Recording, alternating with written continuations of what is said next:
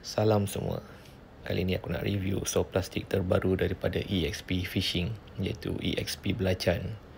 Saw plastik ini direkakan khas untuk mengurangkan risiko sangkut sewaktu kita memancing. Teknologi Shield Plus ini tidak terdapat pada saw plastik yang lain yang berada di pasaran. Berukuran 6 cm, amat sesuai untuk dimainkan dengan pelbagai cara serta pelbagai spesies ikan pemangsa. Diperbuat daripada material yang sangat berkualiti tinggi dan tidak mudah koyak.